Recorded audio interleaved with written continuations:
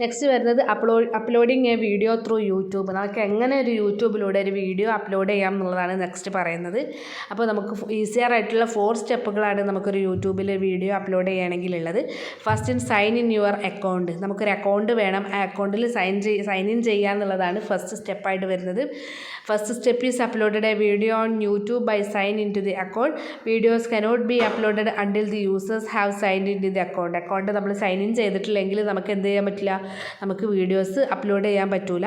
അപ്പോൾ നമ്മൾ sign in ചെയ്യാൻ വേണ്ടിയിട്ട് നമ്മൾ എന്താ ചെയ്യേണ്ടത്, നമ്മൾ യൂട്യൂബിൻ്റെ ഹോം പേജിലോട്ട് പോയിട്ട് click the sign in link in the top right hand corner.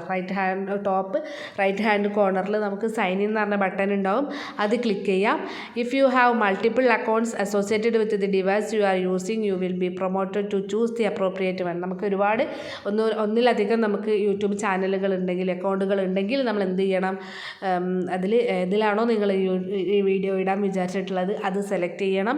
Once done so എൻ്റെ your password and it will take you back in the main YouTube page. അങ്ങനെ ഹോം പേജിൽ നിന്ന് നമ്മൾ സൈൻ ഇൻ ചെയ്ത്, നമ്മൾ ഒരു വട്ടം സൈൻ ഇൻ ചെയ്ത് കഴിഞ്ഞാൽ നമുക്ക് പാസ്വേഡാണ് ചോദിക്കുക.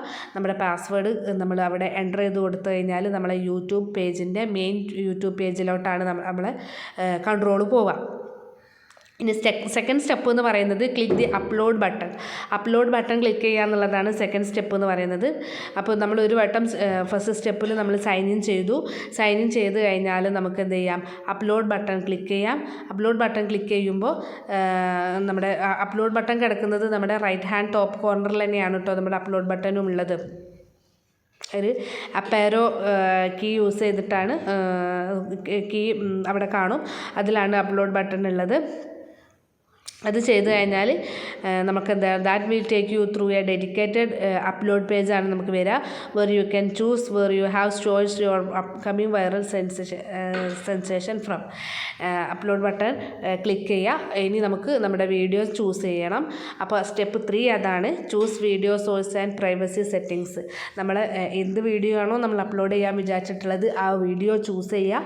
പിന്നെ പ്രൈവസി സെറ്റിങ്സ് കുറച്ച് കാര്യങ്ങളുണ്ട്, അപ്പോൾ അതാണ് ഈ ഒരു സ്റ്റെപ്പിലൂടെ ചെയ്യേണ്ടത്. അപ്പോൾ നമ്മൾ അപ്ലോഡ് പേജ് നമുക്ക് കിട്ടിക്കഴിഞ്ഞാൽ നമ്മൾ അപ്ലോഡ് ബട്ടൺ ക്ലിക്ക് ചെയ്ത് കഴിഞ്ഞാൽ അപ്പോൾ നമുക്കൊരു ഡിഫറെൻറ്റ് ഓപ്ഷനാണ് കിട്ടുക. നമ്മൾ എന്താ പറയുക നമ്മുടെ ബ്രൗസ് ചെയ്യാനുള്ള ഓപ്ഷനാണ് വരിക. അതായത് നമ്മുടെ വീഡിയോ എവിടെയാണോ നമ്മളെ ഡിവൈസിനകത്ത് കിടക്കുന്നത് അവിടുന്ന് ഈ വീഡിയോ അങ്ങോട്ട് കൊണ്ടുവരികയാണ് ചെയ്യേണ്ടത്. അപ്പോൾ നമ്മൾ യൂട്യൂബിൽ ഫസ്റ്റായിട്ടാണ് നമ്മളൊരു സ്റ്റാർട്ടർ ആണെങ്കിൽ ഫസ്റ്റായിട്ടാണ് നമ്മൾ വീഡിയോ അപ്ലോഡ് ചെയ്യുന്നതെങ്കിൽ നമുക്ക് ഒരുപാട് പ്രൈവസി സെറ്റിങ്സും കാര്യങ്ങളൊക്കെ ചെയ്യാനുണ്ട്. അപ്പോൾ അതിന് വേണ്ടിയിട്ട് എന്താ പറയുക, നമ്മളെ വീഡിയോ എല്ലാവർക്കും കാണാം, അതായത് ആർക്ക് വേണമെങ്കിലും എപ്പോൾ വേണമെങ്കിലും കാണാൻ പറ്റുമെന്നുള്ള ആ ഒരു ഓപ്ഷനിലാണ് നമ്മൾ വീഡിയോ അപ്ലോഡ് ചെയ്യുന്നതെങ്കിൽ നമുക്ക് പ്രൈവസി സെറ്റിങ്ങിൽ നമുക്ക് പബ്ലിക് ചൂസ് ചെയ്യാവുന്നതാണ്. ഇനി വേണ്ട നമുക്ക് കൺട്രോൾഡ് ആണ്, നമുക്ക് കുറച്ച് പേർക്ക് മാത്രം ഇത് കണ്ടാൽ മതി എന്നുള്ളതാണെങ്കിൽ എന്താ പറയുക, മോർ കൺട്രോൾ എന്താ പറയുക, നമുക്ക് അൺലിസ്റ്റഡ് ആണ് സെലക്ട് ചെയ്യേണ്ടത്. ഇനി നമുക്ക് പ്രൈവറ്റ് ആയിട്ടാണ് നമ്മൾ വീഡിയോസ് എന്താ പറയുക അപ്ലോഡ് ചെയ്യേണ്ടതെങ്കിൽ സെറ്റ് ചെയ്യേണ്ടെങ്കിൽ നമുക്ക് പ്രൈവറ്റ് എന്നുള്ള ആ ഒരു കീയും കൂടെ നമുക്ക് പ്രൈവസി സെറ്റിങ്സിൽ അവൈലബിൾ ആണ്. ഓക്കെ. ഇനി scheduled lets you choose a future time and date for a video to become public. ഇനി ഷെഡ്യൂൾഡിലാണെങ്കിൽ നമുക്ക് അത് നമ്മൾ കൊടുക്കുന്ന വീഡിയോ പബ്ലിക് ആക്കാൻ വേണ്ടിയിട്ട് നമുക്ക് എന്ത് ചെയ്യാം, ഒരു ഫ്യൂച്ചർ ടൈമും ഡേറ്റും നമുക്ക് ചൂസ് ചെയ്യാവുന്നതാണ്. Once you have made your decision about you can see your video, you need to select where you are uploading it from. അതായത് ഒരു വട്ടം നമ്മൾ പ്രൈവസി സെറ്റിങ്സ് ചെയ്ത് കഴിഞ്ഞാൽ പിന്നെ നമുക്ക് എന്ത് ചെയ്യാം, എവിടെയാണോ നമ്മളെ വീഡിയോ ഉള്ളത് അതിൽ നിന്ന് നമുക്ക് എന്ത് ചെയ്യാം, അപ്ലോഡ് ചെയ്യാൻ വേണ്ടി പറ്റും. അതുപോലെ നമ്മൾ അപ്ലോഡ് ചെയ്യുന്ന ടൈമിൽ നമുക്ക് 2 ഓപ്ഷനാണ് റൈറ്റ് ഹാൻഡിൽ ഉണ്ടാവുക. അതായത് ലൈവ് സ്ട്രീമിംഗ് ആണോ അല്ലെങ്കിൽ ഇമ്പോർട്ടിംഗ് ആണോ എന്ന് ചോദിക്കും. അതായത് but most will be doing some from their local service. Local device. അതായത് നമുക്ക് ലൈവായിട്ടുള്ള യൂട്യൂബ് വീഡിയോസൊക്കെ ലൈവുകളൊക്കെ കണ്ടിട്ടുണ്ടാവല്ലോ. അപ്പോൾ അങ്ങനെയും ചെയ്യാം, അല്ലെങ്കിൽ ഇമ്പോർട്ടഡും ചെയ്യാം. അപ്പം കൂടുതൽ ആൾക്കാരും എന്താണ് നമ്മുടെ ലോക്കൽ ഡിവൈസിൽ നമ്മൾ ഓൾറെഡി എടുത്ത് വെച്ചിട്ടുള്ള വീഡിയോ അപ്ലോഡ് ചെയ്യുകയാണ് ചെയ്യുന്നത്. For that click the large right arrow with the grey backdrop in the center of the screen and pick the video you want to upload from your various files and folders. അതായത് നിങ്ങൾക്ക് പിക്ചറിൽ കാണാൻ വേണ്ടി പറ്റും select files to upload. അവിടെ click ചെയ്ത് കഴിഞ്ഞാൽ നമ്മുടെ ഡിവൈസിൽ നിന്ന് നമുക്ക് എന്ത് ചെയ്യാം, വീഡിയോസ് എടുക്കാൻ വേണ്ടി പറ്റും. ഇനി managing the upload. Once the video being uploaded you have confirmed by the user. നമുക്ക് യൂസറിൽ നിന്ന് കൺഫർമേഷൻ കിട്ടണം. They will be taken to the upload page. Here the user will be able to see a progress bar at the top of the screen which will show how much of less has uploaded and how long until it's completed. അതായത് നമുക്ക് ഒരു വട്ടം നമ്മൾ upload ചെയ്ത് കഴിഞ്ഞാൽ നമുക്കതിൻ്റെ progress bar കാണാൻ വേണ്ടി പറ്റും. എത്രത്തോളം അപ്ലോഡായി, ഇനി എത്ര അപ്ലോഡ് ആവാനുണ്ട്, ഇനി കംപ്ലീറ്റഡ് ആയെങ്കിൽ കംപ്ലീറ്റഡ് ആയി എന്ന് പറഞ്ഞിട്ട് നമുക്ക് എന്ത് ചെയ്യാൻ വേണ്ടി പറ്റും, അങ്ങനെ കാണാൻ വേണ്ടി പറ്റും. അങ്ങനെ 4 സ്റ്റെപ്പുകളാണ് ഒരു യൂട്യൂബ് വീഡിയോ അപ്ലോഡ് ചെയ്യാൻ വേണ്ടിയിട്ട് ഉള്ളത്. ഓക്കെ, നെക്സ്റ്റ് നമ്മുടെ ടോപ്പിക്ക് വരുന്നത് മേക്കിംഗ് പ്രസൻറ്റേഷൻ യൂസിങ് ഗ്രാഫിക്സ് ആണ്. അപ്പോൾ നമുക്കറിയാം ഗ്രാഫിക്സ് യൂസ് ചെയ്തിട്ടുള്ള പ്രസൻറ്റേഷൻ എന്ന് പറഞ്ഞിട്ടുണ്ടെങ്കിൽ ഭയങ്കര ഇൻട്രസ്റ്റിംഗ് ആയിരിക്കും, അതുപോലെ ഭയങ്കര ക്യാച്ചറായിരിക്കും, മറ്റുള്ളവർക്ക് ക്യാച്ച് ചെയ്യാൻ ഭയങ്കര എളുപ്പമായിരിക്കും നമ്മുടെ ഗ്രാഫിക്സ് യൂസ് ചെയ്തിട്ടുള്ള പ്രസൻറ്റേഷൻ ആണെങ്കിൽ. ഒരു ഗുഡ് പ്രസൻറ്റേഷൻ അല്ലെങ്കിൽ ഗ്രാഫിക് പ്രസൻറ്റേഷൻ, ഒരു പ്ലസൻ്റ് ആയിട്ടുള്ള ഗ്രാഫിക് പ്രസൻറ്റേഷൻ എന്ന് പറയുന്നത് എപ്പോഴും എന്തായിരിക്കണം, ഭയങ്കര കൺസിസ്റ്റൻ്റ് ആയിരിക്കണം, അതുപോലെ ഭയങ്കര അട്രാക്റ്റീവ് ആയിരിക്കണം അല്ലേ. അതൊരിക്കലും സബ്ജക്റ്റ് ഒന്നും അതുപോലെ അവതരിപ്പിക്കുന്ന ഓതർ അടുത്തൊന്നും ഒരിക്കലും ഓഡിയൻസിൻ്റെ ശ്രദ്ധ മാറ്റാൻ പാടില്ല. അതിലേക്ക് തന്നെ ശ്രദ്ധിച്ചിരുന്ന് പെട്ടെന്ന് ഇൻട്രസ്റ്റിംഗ് ആയിട്ട് തോന്നിക്കണം ആർക്ക്, ഓഡിയൻസിന്. അപ്പോൾ നമ്മൾ ഈ ഗ്രാഫിക് പ്രസൻറ്റേഷൻ എന്ന് പറയുന്നത് സിമ്പിൾ പ്രസൻറ്റേഷനേക്കാളും മോർ പോപ്പുലർ ആയിട്ടുള്ള ഒരു കാര്യമാണ്. നമ്മളെ സിമ്പിൾ ടെക്സ്റ്റ് പ്രൊവൈഡ് ചെയ്യുന്നതിനേക്കാളും ബെനിഫിറ്റ് നമ്മുടെ ഗ്രാഫിക് പ്രസൻറ്റേഷൻ വെച്ചിട്ട് നമുക്ക് ബെനിഫിറ്റ്സ് പ്രൊവൈഡ് ചെയ്യാം. നമ്മൾ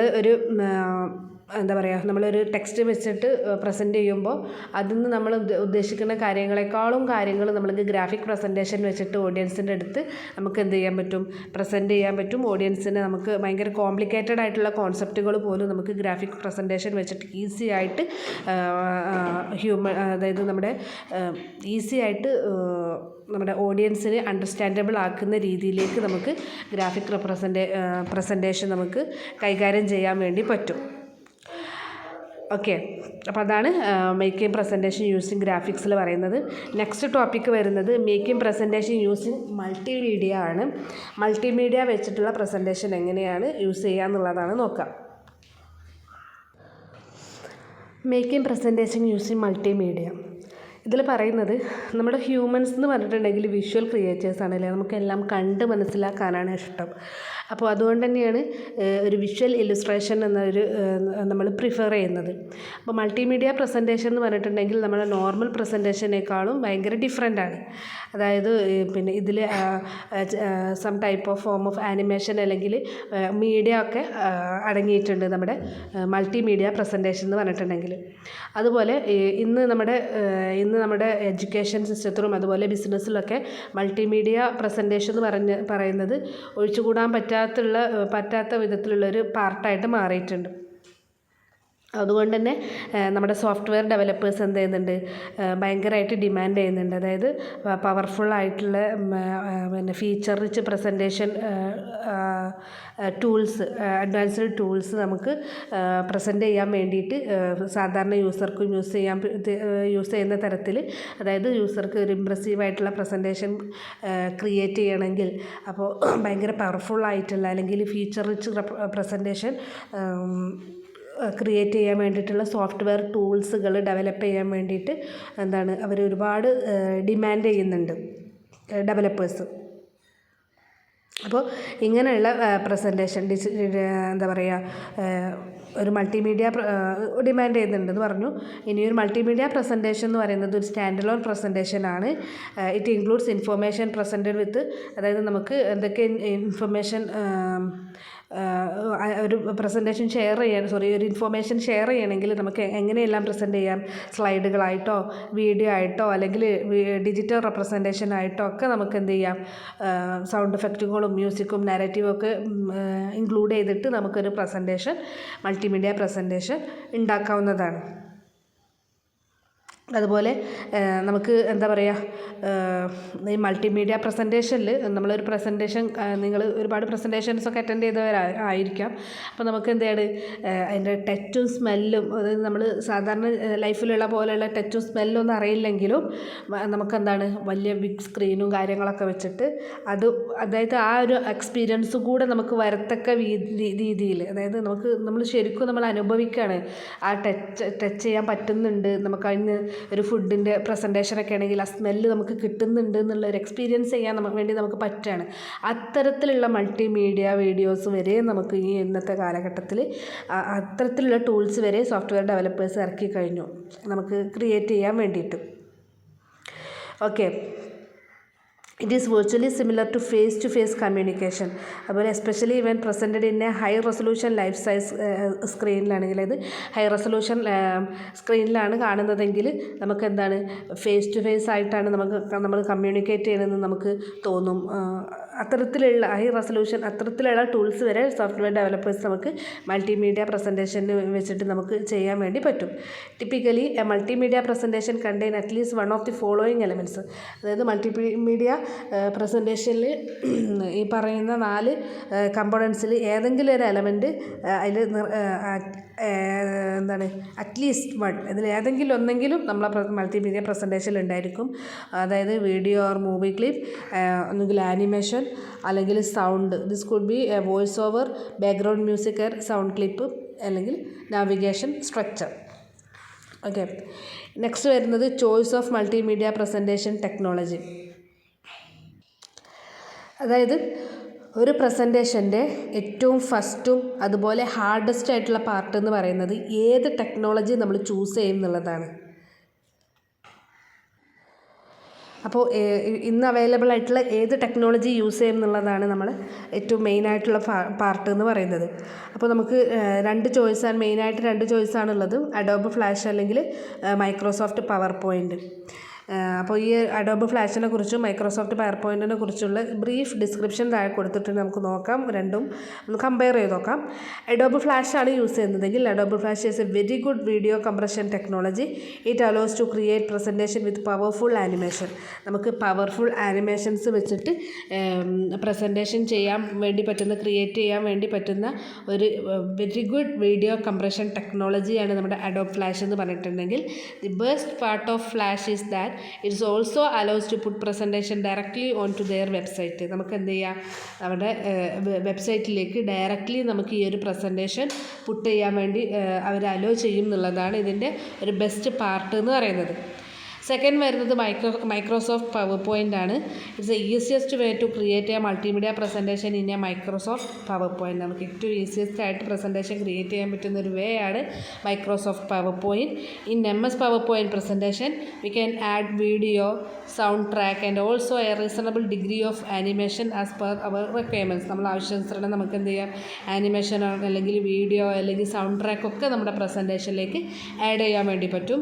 by far the biggest advantage of making multimedia presentation in PowerPoint is that it's easy for everyone to be able to edit the presentation. അതായത് നമ്മൾ MS power പോയിൻറ്റിലാണ് നമ്മുടെ presentation create ചെയ്യുന്നതെങ്കിൽ ഏറ്റവും biggest ആയിട്ടുള്ള ഒരു advantage എന്ന് പറഞ്ഞിട്ടുണ്ടെങ്കിൽ എന്താണ്, ആർക്ക് വേണമെങ്കിലും എപ്പോൾ വേണമെങ്കിലും ഇത് എഡിറ്റ് ചെയ്യാനുള്ള, പ്രസൻറ്റേഷൻ എഡിറ്റ് ചെയ്യാനുള്ളൊരു എബിലിറ്റി ഈ ഒരു Microsoft power പോയിൻറ്റിനുണ്ട്.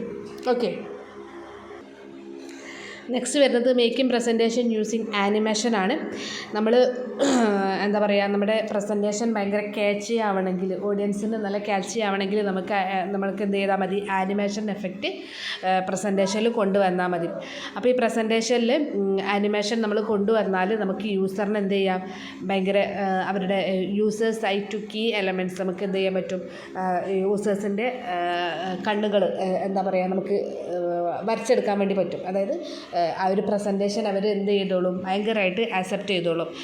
There is no needed to use any separate. അത് അപ്പോൾ അതിന് വേണ്ടിയിട്ട് നമുക്ക് എന്ത് ആവശ്യമില്ല, സെപ്പറേറ്റ് ആയിട്ടുള്ള ആപ്പും കാര്യങ്ങളൊക്കെ ഒന്നും നമുക്ക് യൂസ് ചെയ്യേണ്ട ആവശ്യമില്ല.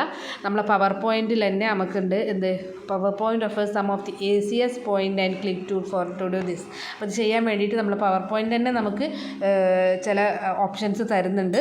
While adding animation to the presentation instead of the effect the content of the presentation must be focus point. അതായത് നമ്മൾ എഫക്റ്റിന് പകരം ആനിമേഷൻസ് ആണ് നമ്മൾ അതിലേക്ക് പ്രസൻറ്റേഷനിലേക്ക് ആഡ് ചെയ്യുന്നതെങ്കിൽ നമുക്ക് തീർച്ചയായിട്ടും നമ്മളെ കണ്ടൻറ്റ് ഒരു ഫോക്കസ് പോയിൻ്റ് ആയിട്ട് എടുക്കാൻ വേണ്ടി പറ്റും. 2 തരത്തിലുള്ള ആനിമേഷനാണ് നമ്മളെ മൈക്രോസോഫ്റ്റ് പവർ പോയിൻ്റ് നമുക്ക് തരുന്നത്. First one object animation include individual items like object animation. അതിൽ ഇൻക്ലൂഡ് ചെയ്തിട്ടുള്ളത് text or shapes going in motion on A slide. നമുക്ക് ഒരു സ്ലൈഡിൽ നമ്മുടെ ഷേപ്സും ടെക്സ്റ്റിനൊക്കെ മോഷൻസും കാര്യങ്ങളൊക്കെ ചെയ്യാൻ വേണ്ടി പറ്റും, ഒബ്ജക്റ്റ് ആനിമേഷൻ. സെക്കൻഡ് വരുന്നത് animated transition include the effects that play when you move from one slide to the next in PowerPoint. പവർ പോയിൻറ്റിൽ നമ്മൾ ഒരു സ്ലൈഡിൽ നിന്നും മറ്റൊരു സ്ലൈഡിലേക്ക് പോകുമ്പോൾ എങ്ങനെ ആ ഒരു സ്ലൈഡിലോട്ട് മൂവ് ചെയ്യണം, എങ്ങനെ ആ എഫക്റ്റ് വരണം എന്നുള്ളതാണ് ആനിമേറ്റഡ് ട്രാൻസിഷൻസ്. അപ്പോൾ ആ ഒരു ഓപ്ഷൻ നമ്മളെ പവർ പോയിൻറ്റിൽ അവൈലബിൾ ആണ്. ഓക്കെ.